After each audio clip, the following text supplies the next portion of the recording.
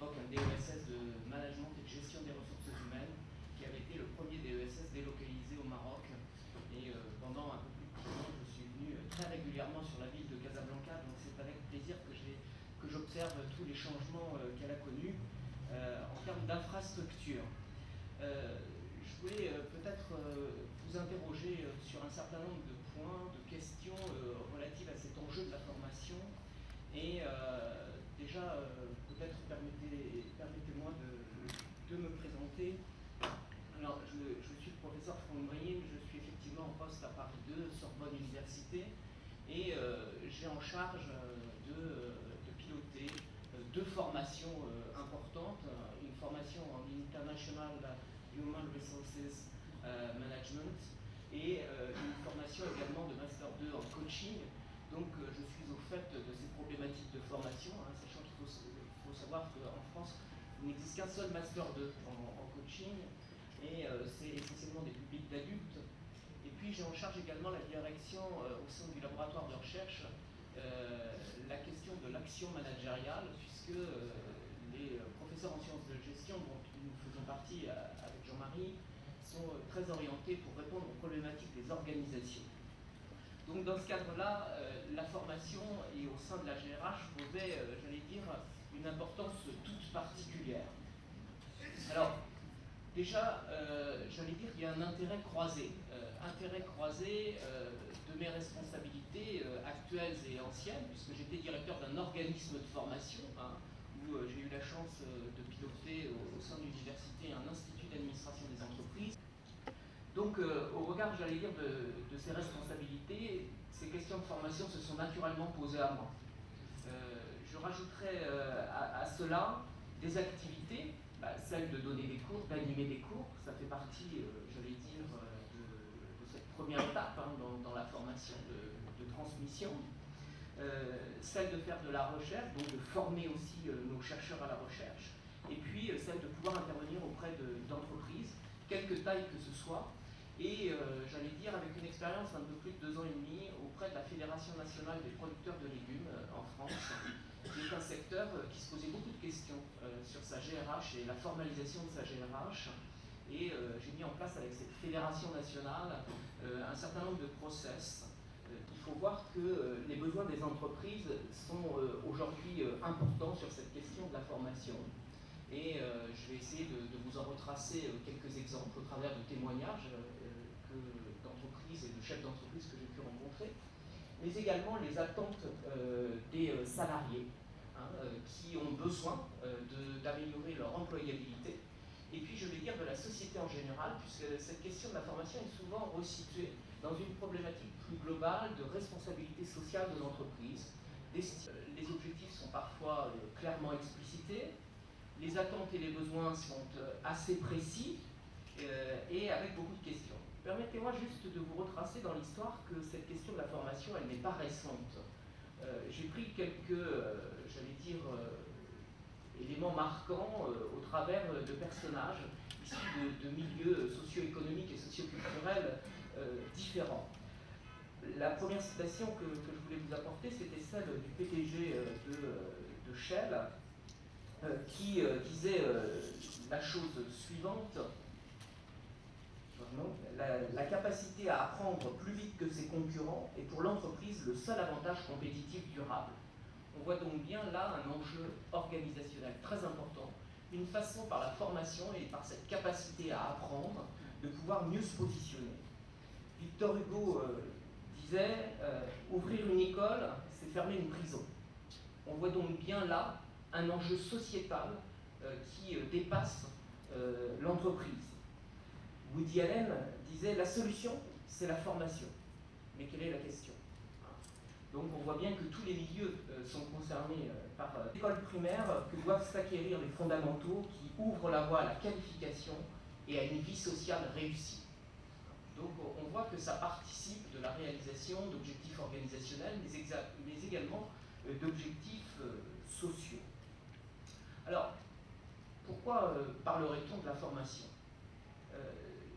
Je voulais partir de quelques observations, et peut-être celle-ci, c'est cet élément qui dit « Demande aux bêtes, elles t'instruiront, Aux oiseaux du ciel, ils te parleront, à la terre, elle t'enseignera, et les poissons des mers t'expliqueront. Permettez-moi donc d'interroger, on va dire, un oiseau en particulier, ce sont les oies. Il faut savoir que chaque coup d'aile qu'une oie soulève, eh bien, ça permet à celle qui suit d'en bénéficier. Et en effet, la formation que vous voyez est une formation en V. Et bien, toute la volée profite d'un accroissement d'efficacité d'au moins 71%, cela comparé à un oiseau qui volerait seul. Et quand une oie se détache de la formation, lorsqu'elle essaye de voler seule, elle ressent soudain la résistance de l'air, et rapidement, elle va revenir à la formation, en V. Quand une oie est fatiguée, eh bien, elle se retire à l'arrière de la formation, et une autre va prendre la tête de la volée. Les oies du dernier rang de la formation encouragent de leurs cris celles qui sont en premier. Et quand une oie est malade ou blessée, deux autres oies se détachent avec elle de la formation et l'accompagnent au sol pour lui assurer aide et protection. Et ces deux oies vont demeurer avec le membre malade jusqu'à ce qu'elle puisse soit à nouveau voler, soit jusqu'à ce qu'elle meure. Ensuite, elles vont rejoindre une autre volée ou rejoindre leur propre volée. Tout ça pour vous dire quoi? C'est que ces oies sont dotées d'un instinct. Mais tout n'est pas question d'instinct. D'autant plus dans la nature humaine, et donc dans beaucoup de situations humaines, et souvent dans un contexte professionnel, on ne peut pas toujours compter sur l'instinct pour acquérir les bonnes connaissances, adopter les bons gestes et avoir les bons comportements. C'est donc ici que la formation revêt tout son intérêt. Je vous ai également peut-être mis une image qui n'est peut-être pas tout à fait lisible. C'est celle de sardine. Et c'est une formation de sardine. Et là, vous allez pouvoir me dire, pourquoi les sardines se regroupent-elles ainsi? La nature les a également dotées de cet instinct de regroupement, de survie. Et on pourrait se dire que cet instinct, c'est pour faire face notamment aux prédateurs, aux agressions de l'environnement. Et on peut d'ores et déjà considérer, à l'instar du PDG de Shell, que la formation pourrait être un moyen de se défendre, de mieux se positionner sur le marché et par rapport à une intensité concurrentielle parfois importante. Alors, tout cela, en préambule, m'amène peut-être à poser un certain nombre de questions clés que l'on peut se poser autour de la formation, sur lesquelles je vous apporterai peut-être quelques clés qui nous permettront d'engager une discussion.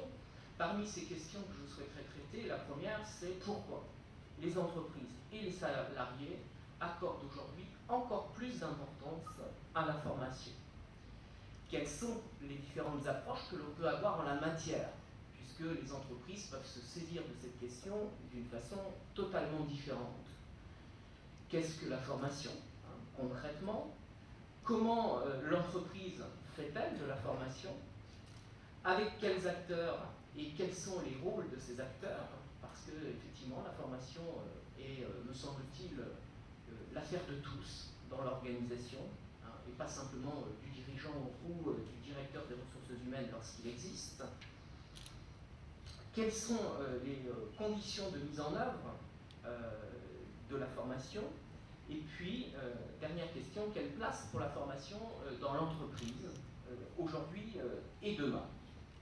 Alors, pour répondre, je vais dire, à cette première question, pourquoi les entreprises et les individus accordent-ils de l'importance à la formation? 4 éléments nous permettent peut-être d'apporter une réponse à cette question. Déjà, le contexte dans lequel évoluent les organisations, les entreprises, un environnement qui aujourd'hui conduit à comprendre pourquoi les entreprises le font, parfois d'ailleurs sans avoir forcément le choix. Les enjeux que la formation permet de relever et sur lesquels aujourd'hui beaucoup accordent une attention toute particulière. Et puis quels sont les effets de la formation, on va dire peut-être au-delà de ce que l'on pourrait imaginer. Alors, le contexte qui est à comprendre, c'est déjà la montée de certaines problématiques et de certaines attentes. Donc là, j'ai extrait quelques verbatims issu, j'allais dire, de quelques interventions que j'ai eu l'occasion de faire en entreprise, ou d'échanges que je peux avoir avec les uns ou les autres, et où on entend qu'il faut aujourd'hui faire toujours plus. Mais la question qui se pose, c'est comment faire. On voit bien que là, la formation pourrait être une réponse à cette attente, et pourrait ici convenir pour mieux résoudre cette problématique que l'on entend. Et face à cela, c'est comment développer mon employabilité. Vous voyez bien que la formation peut être ici, là encore, une réponse. Les changements permanents. Comment faire face à tous ces changements? Plus de performance. Et plus de performance, ça passera par plus de compétences que l'entreprise vit. Soyons compétitifs et les meilleurs. Alors vous voyez que selon les citations, les acteurs qui sont interrogés ne sont pas forcément les mêmes. Eh bien, face à ce contexte, ces problématiques révèlent des attentes, des besoins, y répondre. Deuxième élément qui permet de comprendre pourquoi les entreprises, j'allais dire, font de la formation et pourquoi les individus accordent de l'importance à la formation, c'est un environnement qui évolue. Et en effet, la deuxième raison qui permet d'expliquer pourquoi les entreprises ou les salariés se préoccupent de la question de la formation, elle est liée à la variabilité de cet environnement dans lequel on se situe. On le voit avec les oies, on le voit avec les sardines, c'est l'environnement naturel. Mais l'environnement des entreprises, il est composé d'une multiplicité d'environnements qui vont obliger à se préoccuper de ces questions de formation, cette question de développement du capital humain. Donc cet environnement, il évolue rapidement, de façon continuelle, et ce, en fonction de nombreuses sources de changement. Et ces sources de changement, parfois ils sont subis, parfois ils sont anticipés, au mieux, mais en tout cas, il faut les surmonter. Et parmi les sources de changement qui sont peut-être les plus récurrentes, on observera des changements d'ordre politique ou juridique. Eh bien, c'est l'évolution des réformes. Ce sont les lois, les dispositifs législatifs. Alors, je ne m'aventurerai pas sur le terrain marocain que vous connaissez mieux que moi, mais en tout cas, sur le terrain français, ce sont les contrats d'avenir, les contrats de génération. C'est les congés individuels à la formation, le droit individuel à la formation. C'est les lois sur les bilans de compétences, les lois sur la formation professionnelle, sur la validation des acquis de l'expérience. La loi relative à la formation professionnelle, à l'emploi et à la démocratie sociale, qui date de mars 2014. Donc vous voyez que avec la création d'un compte personnel de formation tout au long de la vie, on voit bien que cette question est bien d'ordre politique et encadrée du point de vue législatif et réglementaire. Donc ces changements, l'entreprise doit les prendre en considération. Des changements aussi dont les sources sont plus économiques et financières. Il faut rationaliser les dépenses. Alors quand on a dit ça, souvent le premier budget qui est restreint, c'est le budget de la formation. Donc lorsqu'on est soit DRH, directeur des ressources humaines, soit directeur de la formation, on a à se soucier de l'efficacité de la formation, mais le professeur Jean-Marie Paletti nous parlera de cette question de l'évaluation de la formation. C'est le remplacement également dans ces sources économiques et financières des départs à la retraite. C'est les démarches qualité qui sont derrière. Donc en quoi la formation peut-elle aider à faire face à ces nombreux changements? Troisième source de changement, ce sont des sources sociales et sociétales. Eh bien, ça transcende l'entreprise. C'est le besoin pour l'entreprise de s'arroger un rôle qui est le développement de l'employabilité des citoyens. C'est la préservation des générations futures. C'est inscrire la politique de GRH dans une politique dite de développement durable ou de responsabilité sociale et sociétale des entreprises. Et j'allais dire la dernière source de changement, qui n'est pas des moindres, ce sont les choix stratégiques, ce sont les changements organisationnels que les entreprises vont faire. Et dans ce cadre-là, la formation doit accompagner les collaborateurs, voire l'organisation, dans ces processus, dans ces choix, dans ces nouveaux positionnements. Alors, pour relever, j'allais dire, toujours dans ce contexte qui permet d'expliquer pourquoi on a accorde autant d'importance, que ce soit du côté entreprise ou salarié. J'ai fait quelques extraits de verbatim qui me semblent assez éclairants. Alors déjà du point de vue des employeurs, un employeur me disait « La formation pour moi, c'est une marque de considération individuelle ou collective. Elle rentre dans la rémunération des salariés et concourt à leur épanouissement professionnel et personnel. Elle contribue à leur motivation et leur satisfaction. » Donc on voit là une réunion d'objectifs qui permettent de satisfaire peut-être l'ensemble des parties prenantes, en interne et en externe. Un autre disait, au-delà du nécessaire et indispensable coût financier, la formation, donc la formation est parfois perçue comme un coût, la formation c'est également la valorisation et le respect de la personne. Beaucoup tentent à considérer que ça pourrait même être un élément de reconnaissance de l'activité ou de l'individu. Et si on le présente comme tel, vous voyez les bienfaits que ça peut avoir, plutôt que d'obliger parfois à faire ou à aller en formation. Donc, par la prise en compte de ses besoins et la nécessité de l'accompagner dans le changement et les évolutions. C'est donc bien prendre en compte la formation dans une certaine temporalité. Ça n'est pas pour répondre à un problème à un instant T, mais c'est également pour participer à l'accompagnement, anticiper, prévenir.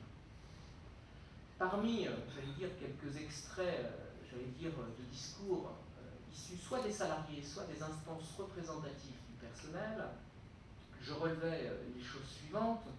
Me former, c'est améliorer mes compétences, et ça me permet d'être toujours au top.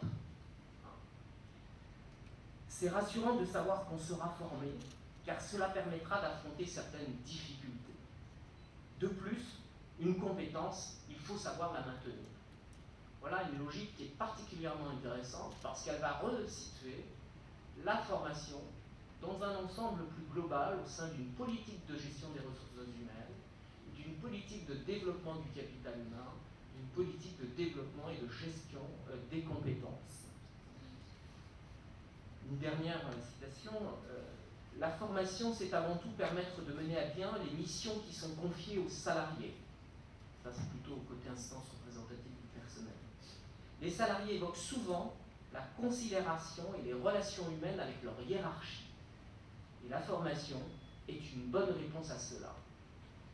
Là, on voit un représentant du personnel qui perçoit dans la formation une façon de donner de la confiance ou de restaurer un dialogue social dans les organisations où ce dialogue est parfois tendu. Donc, il y a bien là des enjeux à relever, de par, on va dire, un contexte et un environnement qui est concurrentiel, dynamique, évolutif, et le secteur de l'agroalimentaire est particulièrement touché, mais comme beaucoup d'autres. Alors, ce que vous ne voyez pas là, c'est que derrière, en dessous de formation, il y a marqué chômage. C'est aussi une façon de répondre aussi à des problématiques, on va dire, sociales, politiques. Et les enjeux stratégiques en termes de formation, ils sont de différentes natures. Le premier, c'est quoi? C'est en matière d'attractivité et de recrutement, parfois sur certains métiers tendus, quand on recherche des compétences rares ou des salariés que l'on souhaiterait attirer. La politique de formation et la façon de la considérer sont aujourd'hui parfois considérés par certains comme des facteurs d'attractivité, dont certaines entreprises d'ailleurs, sur lesquelles certaines entreprises communiquent beaucoup, et ça contribue à renforcer ce que l'on appelle la marque employeur parfois. Donc en matière de recrutement, ça peut être un élément relativement important. Encore faut-il être sur des recherches de compétences rares ou des métiers en tension, c'est-à-dire des métiers sur lesquels on ne trouve pas sur le marché du travail suffisamment de personnes qualifiées. Un autre enjeu, c'est celui de l'intégration. Beaucoup de formations sont négligées aux premiers instants de l'intégration en entreprise, et parfois il est important de fidéliser, on le verra, il est important de fidéliser les collaborateurs. Effectivement, ça peut rentrer en ligne de compte pour tout ce qui est carrière et gestion des carrières, parce qu'un parcours de formation, qu'il soit qualifiant, qu'il soit diplômant, peut permettre de projeter un individu dans une structure et faire en sorte de participer à une meilleure implication, voire aller vers un engagement de l'individu, c'est-à-dire aller au-delà de ce que l'on peut lui demander. Autre élément très important, en tout cas dans tous les secteurs d'activité français, quelles que soient les fonctions publiques, territoriales, hospitalières ou d'État, mais également dans l'ensemble du secteur privé, on constate une moyenne d'âge de la population active très élevée, qui concourt à penser que dans les prochaines années, il y aura de très forts besoins en recrutement qui vont poser des problématiques de fuite ou de perte de compétences. Et la formation, la transmission de compétences sont des éléments aujourd'hui majeurs dans certains de ces secteurs. Donc, tout ceci concourt à bien poser le cadre de l'importance de cette formation, mais on peut également, donc on voit qu'il y a des enjeux de climat social, on voit qu'il y a des enjeux sur l'absentéisme, le turnover, sur le stress. Pourquoi? Parce que si on n'est plus en adéquation avec ce qu'on nous demande de faire, et si on a les compétences requises, on est moins sujet au stress, des enjeux en termes d'engagement, en termes de justice. Je suis un bon individu, donc j'ai le droit, et je peux demander, je peux bénéficier. Identitaire des adultes. Nous sommes tous concernés. Je vais vous en donner quelques éléments. Il en identifie principalement 4. La formation, elle peut être considérée comme un accélérateur promotionnel. En effet, la formation consisterait à développer une promotion sociale d'individus qui vont prendre appui sur leurs connaissances nouvelles pour accompagner des projets de carrière, par exemple, ou des projets d'évolution. Donc en ce sens, ça dépasse là, ça concerne beaucoup plus l'individu en tant que tel. Et c'est peut-être pas forcément toujours pris en considération par ceux qui conçoivent les programmes de formation ou la politique de formation. C'est celui de développeur de l'esprit critique. Parce que, en effet, parce qu'on est formé, on va être de plus en plus formé à l'origine de certaines remises en cause. Nous allons nous poser des questions. Donc, on va participer à développer l'esprit critique des individus. Ce n'est pas forcément toujours souhaité par les personnes qui proposent des formations, mais c'est un effet qu'il ne faut pas forcément négliger. Et le dernier effet dont il parle, c'est l'effet prise de hauteur. Et prise de hauteur par rapport à quoi? Ce dont on souffre tous dans nos métiers respectifs. On dit souvent, nous on a une expression un peu dans le langage Paris qui est nous avons le nez dans le guidon. Et bien faire de la formation, c'est parfois prendre de la hauteur par rapport à son emploi, par rapport à son métier, par rapport à son entreprise. Donc c'est toujours important ici de transformation sociale que la formation peut produire. Alors, ceci m'amène naturellement maintenant à notre deuxième interrogation, qui est quelles approches de la formation d'identifier en fin de compte, 4 points différents pour les entreprises, 4 approches possibles. Alors, n'y voyez pas là de jugement de valeur a priori. Parfois, le contexte, les secteurs d'activité expliquent que l'on privilégie une approche plutôt qu'une autre. Vous verrez après, vous ferez personnellement peut-être un avis sur l'approche qui vous conviendrait le mieux ou celle que vous souhaiteriez le plus promouvoir dans vos organisations. J'allais dire, j'ai classé ces 4 approches en fonction peut-être de 2 dimensions. La simplicité des dispositifs et des actions ou leur complexité. La deuxième dimension, c'est l'intérêt et le bénéfice qui peut être soit individuel, soit collectif. Alors on distinguera une première approche d'entreprise où l'on parlera on va dire d'une approche dite formation-obligation.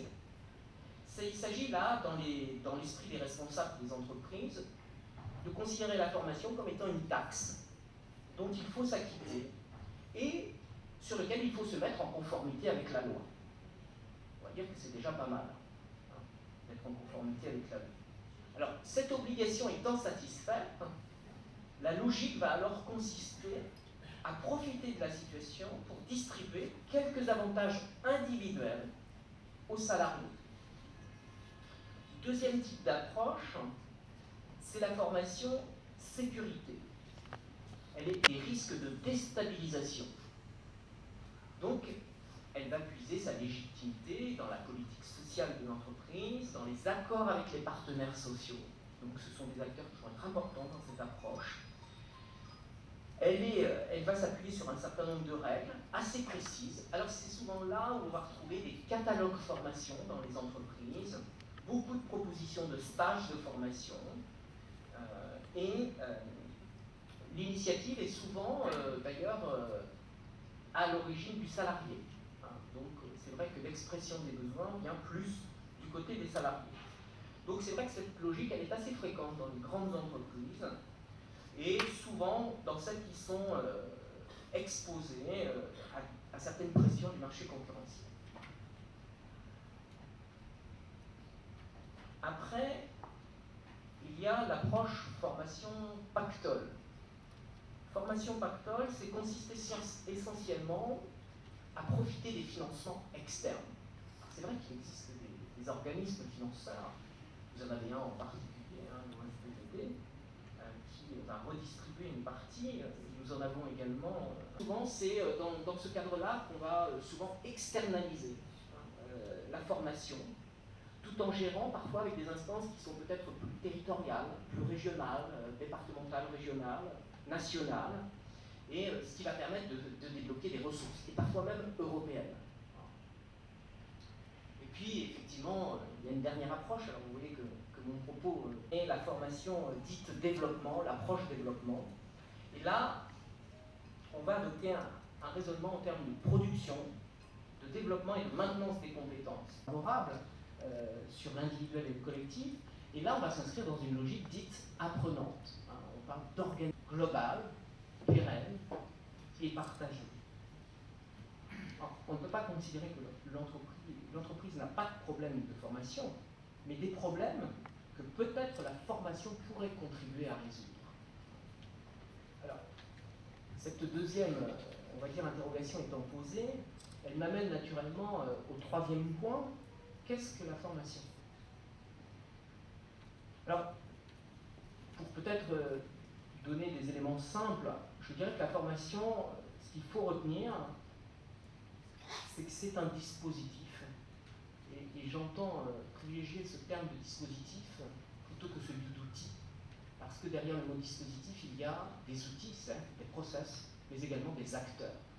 Et on voit bien toute l'importance des acteurs dans le processus de formation. Et ne serait-ce que l'apprenant, il est également très important. Donc elle consisterait à proposer aux salariés, ça peut être aux agents de la fonction publique, un ensemble de dispositifs afin de leur permettre de s'adapter aux changements que subissent leurs organisations, leur métier. Il y a des métiers qui évoluent de par l'arrivée des technologies de l'information et de la communication d'entreprises qualifiantes, formation qualifiante, aux connaissances, au savoir.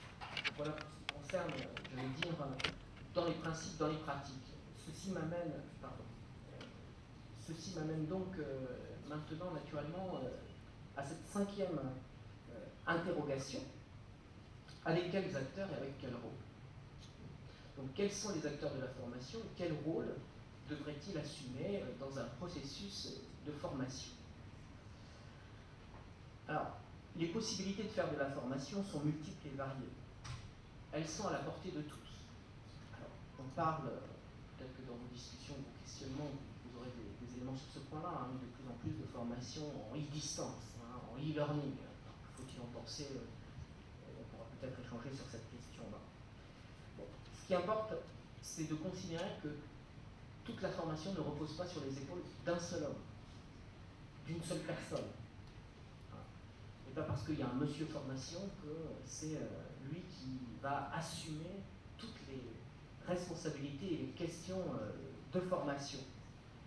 Donc ça va être, c'est l'objet de ce cinquième point. Alors, parmi les acteurs de la formation, je voulais vous parler de celle-ci, enfin, citer la phrase suivante: la formation est un passage obligé dans un processus managérial. C'est de la responsabilité des managers, mais pas forcément. Donc si j'avais un podium à établir, je dirais qu'au travers de ces quelques 20 années d'expérience en matière de formation, je dirais que le succès d'une action de formation ne peut pas se faire sans l'appui des managers de proximité. Mais encore faut-il qu'ils soient sensibilisés eux-mêmes à cette question. En dehors, j'allais dire, de ces managers de proximité, les membres de la direction, les membres d'une direction du personnel, des ressources humaines, si elle existe, sont également des porteurs de sens, des porteurs politiques d'action. Mais il y a également beaucoup de formations se font comme ça entre collègues sans qu'elles soient forcément très bien formalisées.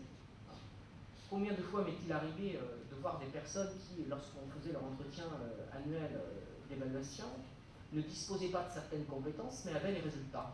Et on s'apercevait qu'elles s'étaient formées sur le tas grâce aux collègues.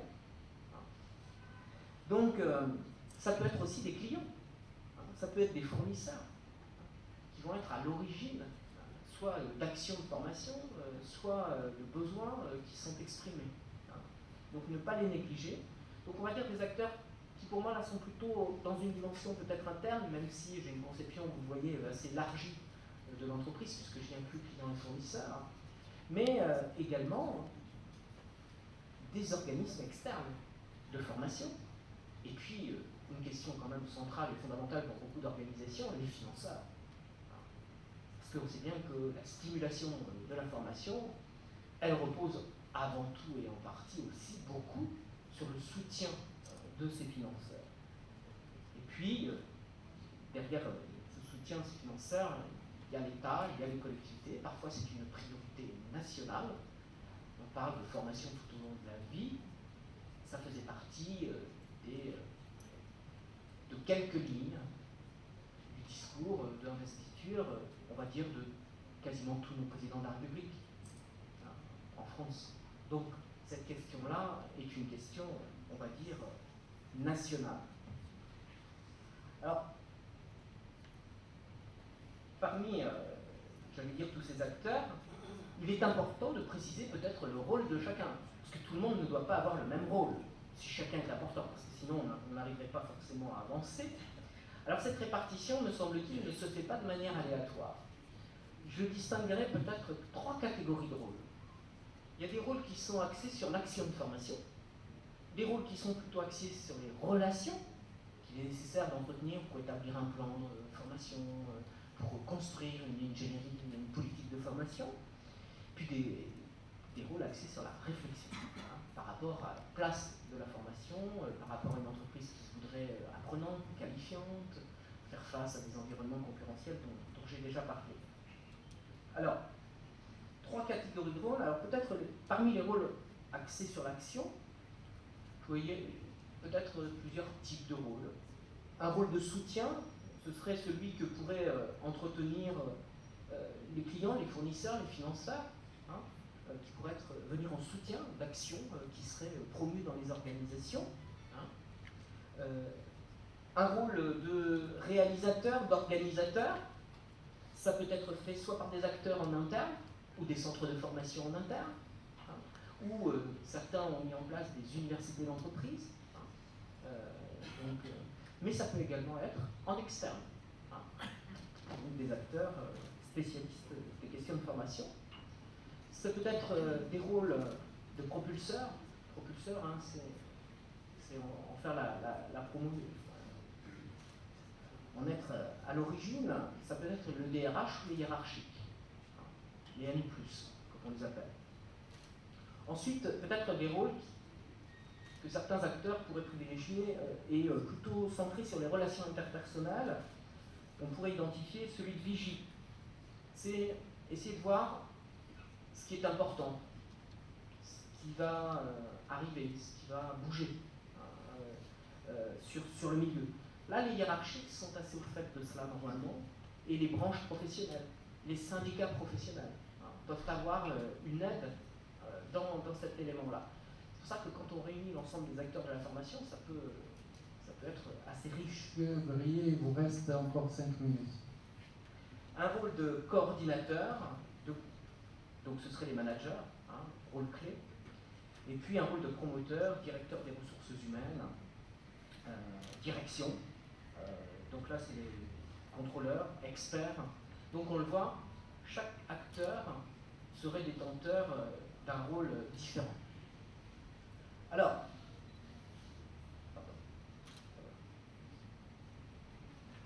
donc il faut donc accepter que la formation, elle est l'affaire de tous, mais que chacun peut y exercer un rôle particulier. Alors, sixième et avant-dernière, j'allais dire, interrogation, c'est quelles sont les conditions de mise en œuvre de la formation? Deux éléments. Adopter 3 principes et prendre en compte 4 paramètres. Premier principe, encourager les relations interpersonnelles, la communication, le style de management. La politique de formation doit être cohérente avec ces éléments-là.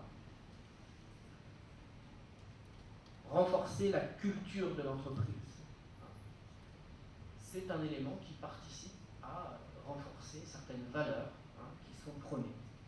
Et puis, réaffirmer parfois certaines règles de savoir-vivre, assez simples, le respect, la confiance.